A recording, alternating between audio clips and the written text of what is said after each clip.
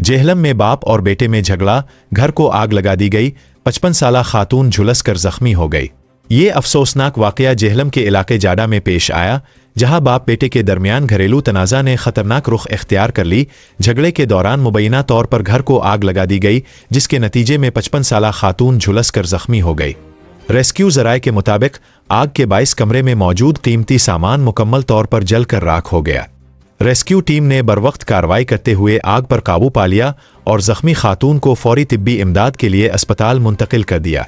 मुतासरा घर में मौजूद मैट्रिस, बेड, अलमारी और दीगर अशिया आतिश ज़दगी की नज़र हो गई।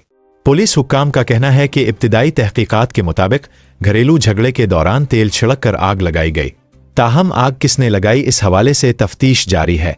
बाप बेटा एक दूसरे के खिलाफ मुकदमा दर्ज करवाना चाहते हैं। पुलिस का कहना है कि मामले की गहराई से तहकीकात की जा रही है और जल्द असल हक़ाइक़ सामने लाए जाएंगे।